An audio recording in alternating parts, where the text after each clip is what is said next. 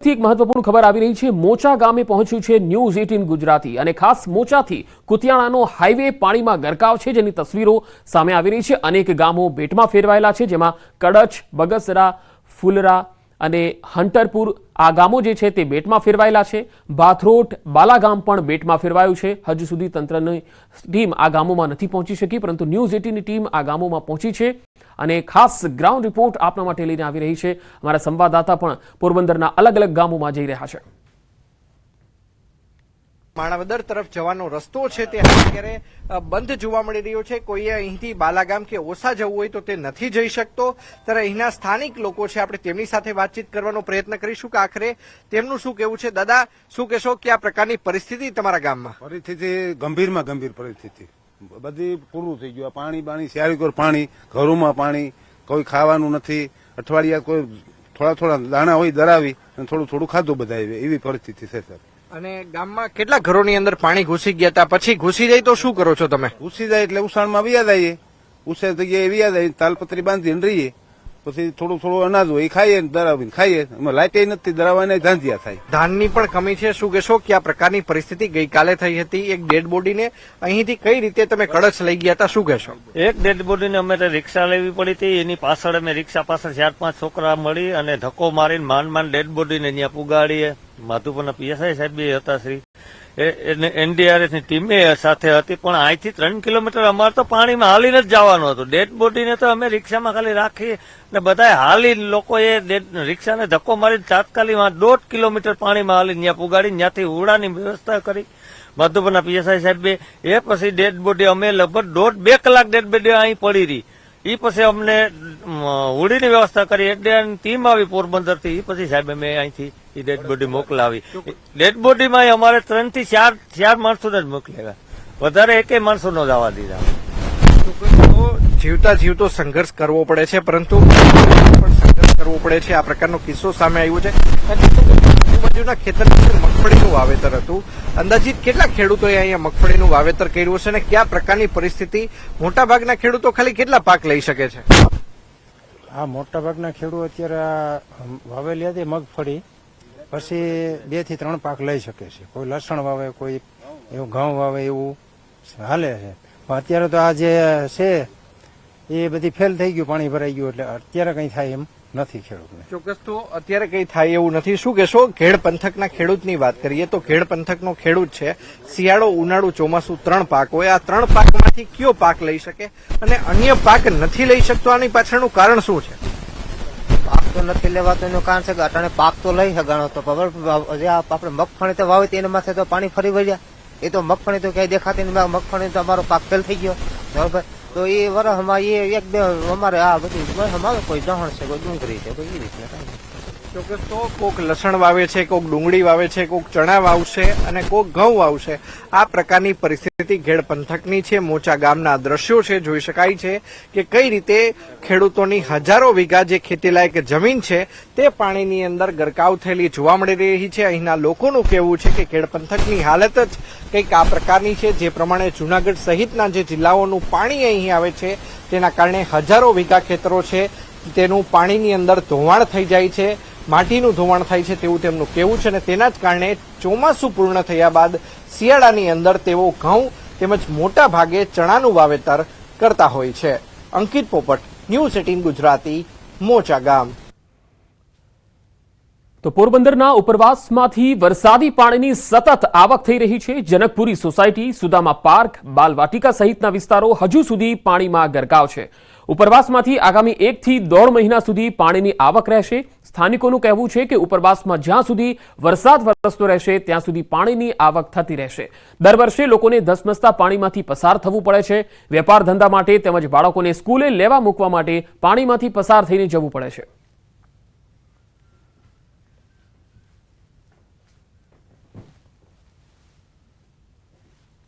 તો પોરબંદરમાં મેઘરાજાના વિરામ બાદ હજુ સુધી મંદિરોમાંથી વરસાદી પાણી ઓસર્યા નથી। વીર વચરાજ દાદાના મંદિરમાં વરસાદી પાણી ભરાયેલા છે।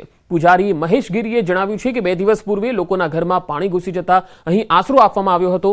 લોકોને રહેવા અને જમવાની સુવિધા પૂરી પાડવામાં આવી હતી. જ્યાં સુધી ઉપરવાસમાંથી વરસાદી પાણીની આવક થતી રહેશે ત્યાં સુધી મંદિરના પરિસરમાં પાણી ભરાયેલા રહેશે. મંદિર પરિસરમાં 1 થી 1.5 ફૂટ પાણી ભરાતા દર્શનાર્થીઓ હાલાકીનો સામનો કરતા જોવા મળ્યા. ભક્તો મંદિરની બહારથી દર્શન કરી રહ્યા છે.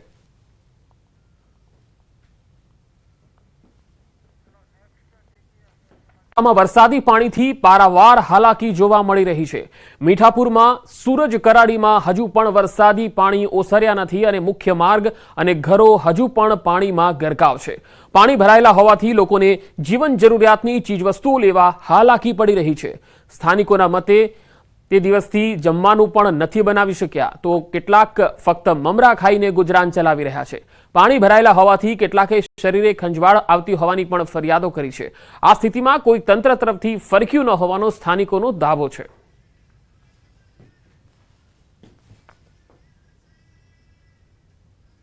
તો દ્વારકામાં વરસાદે વિરામ લીધો પરંતુ પાણી ઓસર્યા નથી. મીઠાપુરમાં હજુ પાણી નથી ઓસર્યા. તમે તસવીરોમાં પણ જોઈ શકો છો કે દ્વારકાના મીઠાપુરમાં ઘોટણસમાં પાણી ભરાયેલા છે. રહેણાંક વિસ્તારો હજુ પણ પાણીમાં ગરકાવ છે. વરસાદી પાણી ભરાતા લોકોને ખૂબ જ હાલાકી પડી રહી છે. રોજિંદી અવરજવરમાં પણ પરેશાનીનો સામનો કરવો પડી રહ્યો છે.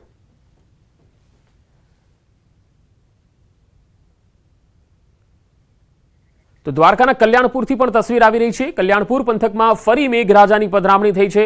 કલ્યાણપુર તાલુકાના જામગઢકા ગામે મેઘરાજાની તોફાની બેટિંગ થઈ. અહીં જામગઢકા સહિત આસપાસના ગ્રામ્ય વિસ્તારોમાં મેઘરાજાની તોફાની બેટિંગથી ખેડૂતોમાં ચિંતા વ્યાપી ગઈ છે. મેઘરાજા અહીંયા સતત વરસતા હોવાના કારણે મગફળી પકવતા અને બાકીના પાકો પકવતા જે ખેડૂતો છે તેમને હવે ચિંતા સતાવી રહી છે કે હવે વધુ વરસાદ ક્યાંક આફત ન બની જાય. તો દ્વારકામાં છેલ્લા 2 દિવસમાં ભારે વરસાદ વરસ્યો જેને લઈ હજુ પણ અનેક જગ્યાએ પાણી ભરાયેલા છે. ત્યારે કલેક્ટર દ્વારા પ્રતિક્રિયા સામે આવી છે. આજે પૂનમને લઈને દર્શનાર્થીઓનો ધસારો પણ છે. ત્યારે કલેક્ટર દ્વારા જણાવવામાં આવ્યું છે કે સતત વરસાદ અને દરિયામાં ભરતીને કારણે પાણીના નિકાલમાં મુશ્કેલી આવી રહી છે. દ્વારકા આવતી બસોને હાથીગેટ પાસે ઊભી રાખવામાં આવી રહી છે. એટલું જ નહીં, ઝડપથી પાણીનો નિકાલ થઈ શકે તે માટે મામલતદાર અને NDRF સહિતની ટીમો કામે લાગેલી છે. પાણી પુરવઠા વિભાગે રાજકોટથી મોટી કેપેસિટીના પંપ મંગાવી પાણી નિકાલની કામગીરી હાથ ધરી છે. ત્યારે દ્વારકા આવતા તમામ યાત્રાળુઓને શાંતિ જાળવવા અને સહકાર આપવા અપીલ કરવામાં આવી. દ્વારકામાં જે હાથી ગેટ છે, ઇસ્કોન ગેટ છે, એની આસપાસના વિસ્તારમાં જે પાણી ભરાયેલું હતું, આ ઉપરાંત દરિયામાં ભરતી હોવાને કારણે અને વરસાદ સતત ચાલુ હોવાને કારણે પાણી નિકાલમાં થોડી મુશ્કેલી આવી રહી છે. આપણે જે ST બસો આવી રહી છે તે હાથી ગેટ પાસે ઊભી રાખીએ છીએ. આપણો એવો પ્રયત્ન છે કે પાણી જે રોડ પર કે નીચાણવાળા વિસ્તારમાં ભરાયેલું છે ત્યાંથી તાત્કાલિક ધોરણે તેનો નિકાલ થાય. દ્વારકા શહેરમાં વરસાદ આફત બન્યો હોય તેવા દ્રશ્યો. ભદ્રકાલી ચોક વિસ્તારમાં હજુ પણ વરસાદી પાણી ભરાયેલા રહેતા લોકોને હાલાકી પડી. દ્વારકા પાલિકાની પ્રી મોન્સૂન કામગીરી માત્ર કાગળ પર થઈ હોય તેવો ઘાટ સર્જાયો છે. ત્રણબત્તી ચોકથી રબારી ગેટ સુધી પાણી ભરાયેલા છે. અનેક રેસ્ટોરન્ટ, હોટેલ, ATM, બેંક, ટ્રાવેલ્સની ઓફિસો હજુ પણ પાણીમાં ગરકાવ છે.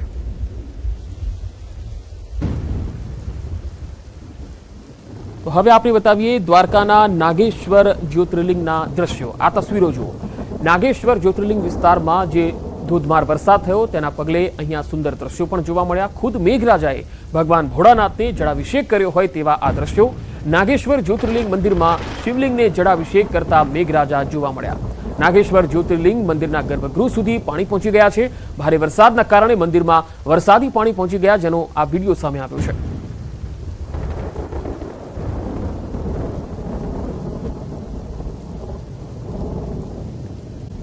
તો ગીર સોમનાથના વેરાવળના ગ્રામીણ વિસ્તારોમાં પણ ફરી એકવાર મેઘરાજા મહેરબાન થયા છે. આજે સતત ચોથા દિવસે મેઘરાજા મહેરબાન થયા. ગઈકાલે બપોર બાદ વરસાદે વિરામ લીધો હતો. આજે ફરી ધમાકેદાર શરૂઆત થઈ ગઈ છે. વેરાવળના નાવદ્રા, ઇન્દ્રોય, સોનારિયા સહિતના ગામોમાં છેલ્લા અડધા કલાકથી ધોધમાર વરસાદ વરસી રહ્યો છે. સતત વરસતા વરસાદને કારણે ખેડૂતોમાં હવે ચિંતા વ્યાપી ગઈ છે.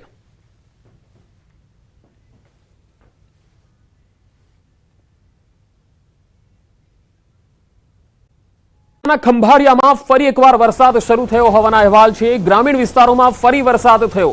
છેલ્લા 3 દિવસથી વરસાદી માહોલ છે, ત્યારે ખંભાળિયા શહેરમાં પણ વરસાદ શરૂ થયો છે.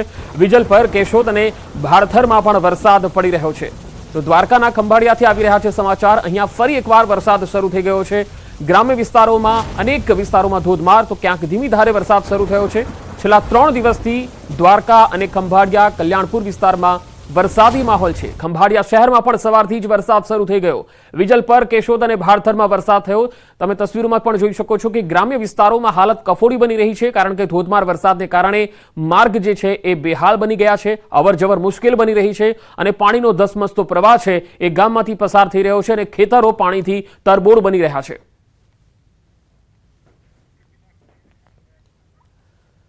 ગીર સોમનાથના વેરાવળના રસ્તા પાણીમાં ગરકાવ થઈ ગયા. આરતી એપાર્ટમેન્ટ રોડ પાણીમાં ગરકાવ થયો છે. આ તસવીરો છે જે વેરાવળથી આવી રહી છે. આરતી એપાર્ટમેન્ટ રોડ પાણીમાં ગરકાવ થઈ ગયો તો નટવરથી બજરંગ રોડ પણ પાણીમાં જોવા મળી રહ્યો છે. હાઉસિંગ સોસાયટી, સલાડ સોસાયટીના રસ્તાઓ પણ પાણીમાં દેખાઈ રહ્યા છે. ચારે તરફ મુખ્ય માર્ગો જે છે એ જળમગ્ન થયેલા જોઈ શકાય છે. ગીર સોમનાથના વેરાવળથી આ તસવીરો આવી રહી છે. ધોધમાર વરસાદને પગલે આજે પણ વેરાવળના તમામ માર્ગો જળમગ્ન થયા છે.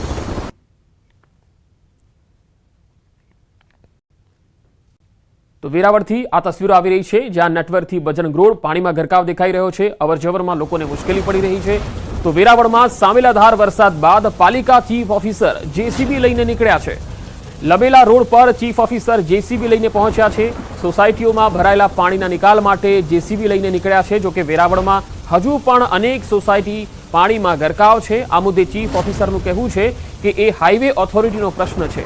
વેરાવળના કેટલાક વિસ્તારો, ગ્રામ્ય વિસ્તારોમાંથી હાઈવેના કારણે સોસાયટીઓમાં પાણી વહી રહ્યા છે. જોકે સવાલ એ થાય છે કે શું જેસીબીથી ભરાયેલા પાણીનો નિકાલ થશે ખરો?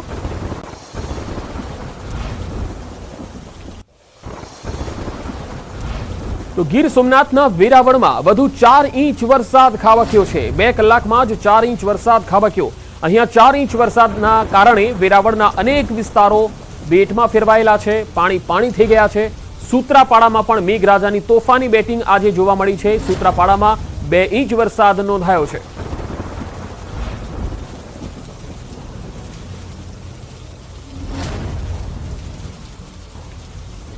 તો ગીર સોમનાથના અલગ અલગ તાલુકાઓમાં વરસાદ છે. વેરાવળમાં હજુ પણ પાણી ઓસર્યા નથી. આ તસવીરો જુઓ. રહેણાંક વિસ્તારોમાં હજુ પણ આ પાણી ભરાયેલા છે. લીલા શાહનગર સોસાયટીના આ દ્રશ્યો છે, જ્યાં પાણી ભરાયેલા છે અને અહીંયા લોકોને અવરજવરમાં મુશ્કેલીનો સામનો કરવો પડી રહ્યો છે. સોસાયટીમાં ગોઠણ સુધીના પાણી ભરાયેલા છે. અંદાજે 100 થી વધુ ઘરોમાં પાણી ભરાઈ ગયા છે.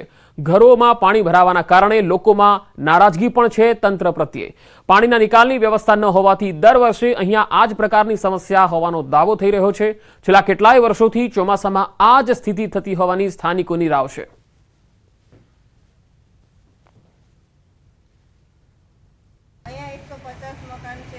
પરિસ્થિતિ દર ચોમાસે રજૂઆત કરીએ તો પણ કઈ નથી થતું. ગટરના પાણી પંપ આવે, રાતે પાણી કાઢીને હોય છે, સવારે પાછું હોય. કોઈ કાયમી વ્યવસ્થા તો છે જ નહીં. અને અમારે ઘરમાં પાણી કરશે ગંદુ જ પાણી. 3-4 ઇંચ વરસાદ પડે તો આખું લીલાસાનગર ભરાઈ જાય છે પાણી. છેલ્લા 25 વર્ષથી અમે આટલી રજૂઆતો કરીએ છીએ નગરપાલિકાને, પણ દર વખતે પાણીનો પંપ મૂકી જાય, થોડું પાણી કાઢે, પાણી જાય ન જાય, વળી પાછી એની સમસ્યા. જો એ ગયા આજે કાલે કાઢી લેતા પાછું એટલું ને એટલું પાણી છે. એટલે આ સમસ્યા કાયમી છે. એટલે કાયમી નિકાલ થાય એવી અમારી અંદર અરજ છે. તો ગીર સોમનાથમાં ભાલકા તીર્થમાં હજુ પણ ધોધમાર પાણી દેખાઈ રહ્યું છે, કારણ કે વરસાદથી અહીંયા ભાલકા તીર્થ અને તેનો આસપાસનો આખો વિસ્તાર છે એ જળમગ્ન થયો હતો, પરંતુ હજુ આ પાણી ઓસર્યા નથી. વેરાવળના અન્ય વિસ્તારોમાં પણ આ જ હાલત છે. આ ભાલકા તીર્થથી આવી રહી છે આ તસવીરો. તમે જોઈ શકો છો કે એનો મુખ્ય ગેટ છે અને આ ગેટ તરફ જવાના જે તમામ રસ્તાઓ છે એ જળમગ્ન થયા છે. ભાલકા તીર્થ કે જ્યાં મોટી સંખ્યામાં ભક્તો પણ દર્શન માટે આવતા હોય છે, ત્યારે આ વિસ્તારમાં હાલ પાણી જ પાણી જોવા મળી રહ્યું છે.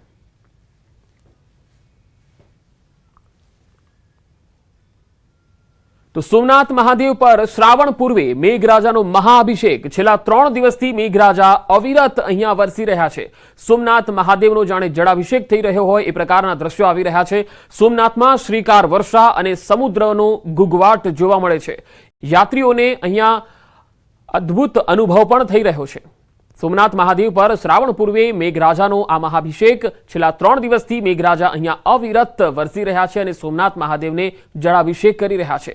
સોમનાથમાં શ્રીકાર વર્ષા થઈ રહી છે અને સમુદ્રનો પણ અદ્ભુત નજારો, એમાં ઘૂઘવાટ પણ સંભળાઈ રહ્યો છે। જે યાત્રિકો અહીંયા આવી રહ્યા છે તેમને પણ અહીંયા અનોખી અનુભૂતિ થઈ રહી છે। માણાવદર ઘેડ તેમજ રિવરફ્રન્ટનો આકાશી નજારો જોવા મળ્યો છે। ઘેડમાં જ્યાં નજર કરો ત્યાં પાણી જ પાણી જોવા મળી રહ્યું છે। આ તસવીરો જુઓ। 4 દિવસ બાદ પણ ઘેડમાં જળબંબાકારની સ્થિતિ છે અને ખેતરોમાં પાણી ભરાઈ ગયા છે। ભારે વરસાદથી હજારો એકર જમીનનું ધોવાણ થયું છે। જ્યાં જમીન ત્યાં જળની સ્થિતિ જોવા મળી રહી છે। માણાવદર ઘેડ વિસ્તારનો આ આકાશી નજારો છે, જ્યાં ચારે તરફ પાણીનું સામ્રાજ્ય જોવા મળી રહ્યું છે। ધોધમાર વરસાદને પગલે અહીંયા ઘેડ વિસ્તાર જળબંબાકાર થઈ ગયો છે। ભાગોમાં ભારેથી અતિ ભારે વરસાદની શક્યતા છે તો રાજકોટ કચ્છના ભાગોમાં ભારે વરસાદની શક્યતા છે। અંબાલાલ પટેલે આગાહી કરી છે આગામી 24 કલાકમાં મધ્ય ગુજરાતના અનેક વિસ્તારો અને સૌરાષ્ટ્રના પણ અનેક વિસ્તારોમાં ભારે વરસાદ થઈ શકે।